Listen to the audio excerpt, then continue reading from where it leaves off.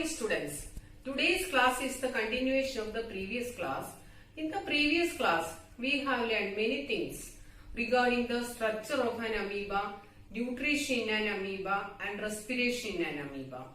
In this video class, we are going to see the excretion in an amoeba and its reproduction, and also we will see the another kingdom, that is kingdom fungi, and other two kingdoms such as kingdom plantae and kingdom animalia.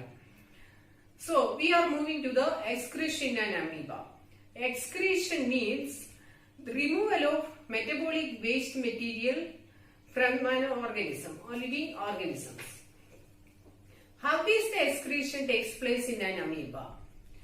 We know that there are two types of vacuole present in an amoeba. They are contractile vacuole and food vacuole. This contractile vacuole play an essential role in the removal of excretory material. Excretory materials such as ammonia and carbon dioxide are produced. These waste material removed from the body by the process of diffusion through the cell membrane. These waste material and excess water enters the contractile vacuole. After that, the contractile vacuole move closer to the cell membrane. When this vacuole comes in contact with the cell membrane, it breaks and releases this waste material into the surroundings. Next, I am going to explain the reproduction in an amoeba. An amoeba undergoes two types of reproduction. First one is binary fission and second is multiple fission. So, this is the diagram of binary fission. This is the fully grown amoeba or parent amoeba. It has nucleus and cytoplasm, and this nucleus divides and to form two nuclei, and cytoplasm also here, and followed by the cytoplasm divides, and each part has nucleus and cytoplasm. Finally, two daughter amoeba formed. Each part gets nucleus and cytoplasm. These two daughter amoeba again grown into fully grown amoeba. This type of reproduction takes place during the time of favorable condition, and again this amoeba undergoes binary fission when they get favorable condition. Next type of reproduction takes place in amoeba, that is multiple fission. During this type of reproduction takes place during the time of unfavorable condition, means conditions are not suitable to them, such as unavailability of food and the climate is not suitable to them. During this time, this type of reproduction takes place, and they form they withdraw their pseudopodia and they become round shape. This is a round shape, and you can see nucleus, cytoplasm and cyst. Yes, tough layer called cyst is formed around them. This nucleus divided repeatedly and form many nuclei, and each nuclei has cytoplasm, and around you can see cyst.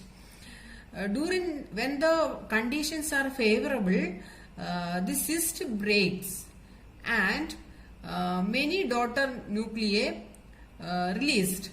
These are the daughter nucleus you can see. Next topic which we are going to study is that kingdom fungi.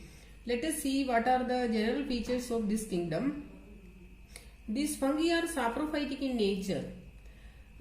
They derive nutrients from dead and decaying organic matter. They lack chlorophyll, that's why they are not able to prepare their food. They are either unicellular or multicellular. Yeast is a single-celled unicellular microorganisms. These fungi need warm and humid conditions for their growth. Next we will see the structure of mold. Rhizopus is called bread mold. This is a saprophytic fungi. they are multicellular. It grows on spoiled or old bread and also can be seen on decaying fruits and vegetables. In the early stage, this rhizopus looks like a white cottony mass and later it appears as a black dust-like particles. This is the rhizopus grown stale bread and they absorb nutrients from this old bread. And this bread mold consists of cottony thread-like branched structure called mycelium. You can see this is branched network-like structure. It is called mycelium. And here we can see an individual thread-like structure that is called hyphae. In these individual structures can be seen. It is called hyphae. This hyphae consists of cytoplasm and vacuole. Many nuclei are present in the cytoplasm.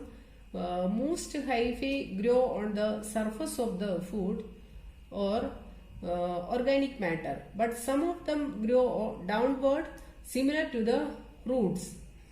That is, these root-like structures are called rhizoids.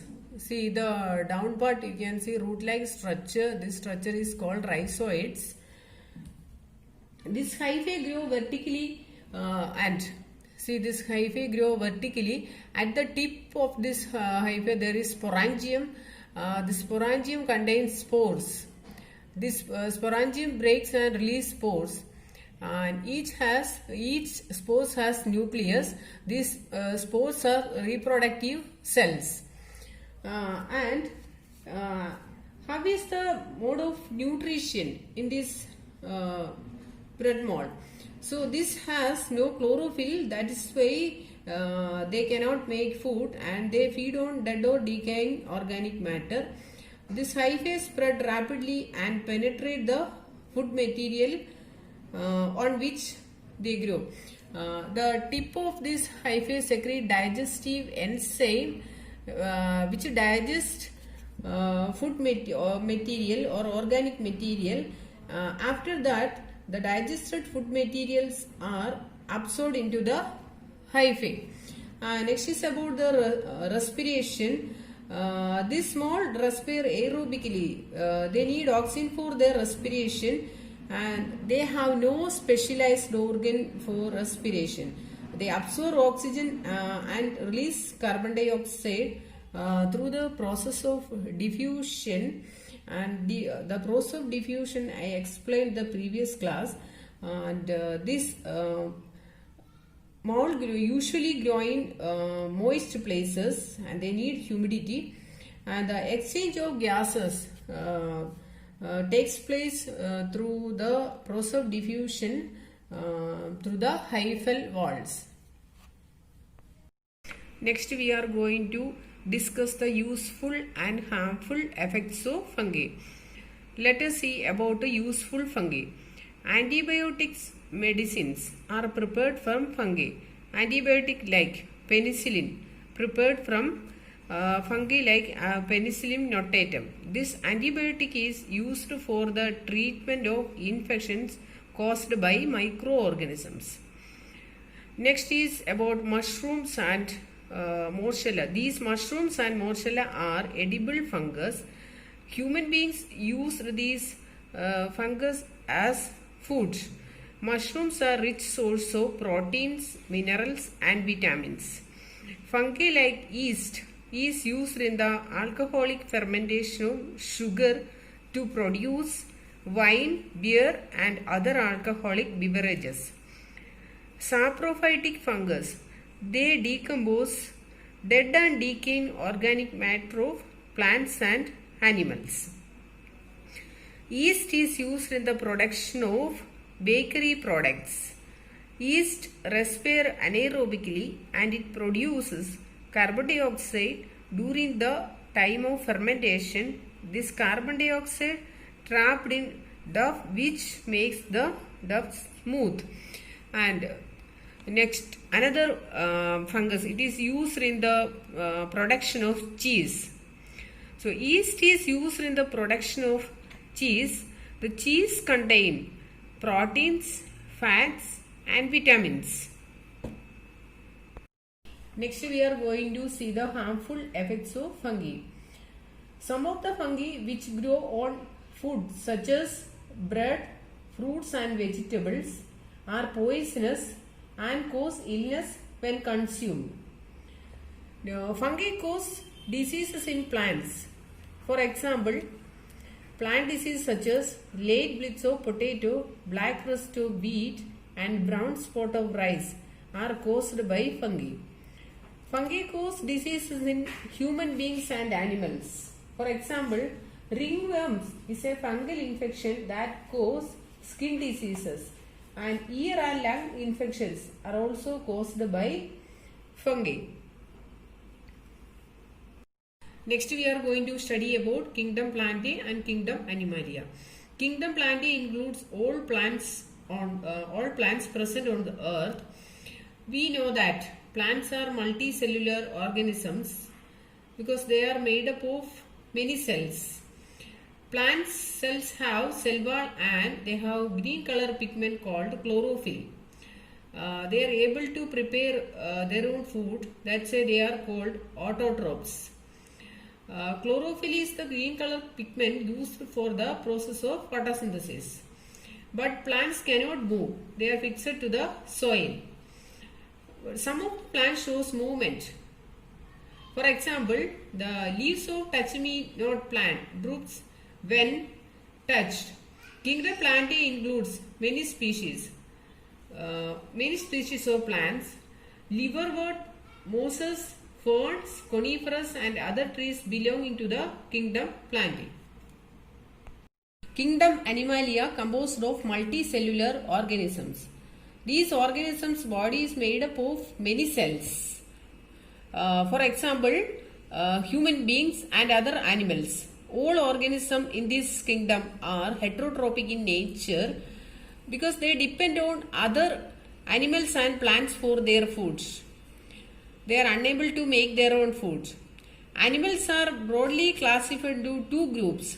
They are vertebrates and invertebrates. Vertebrates are the animals with backbone and invertebrates are the animals without backbones.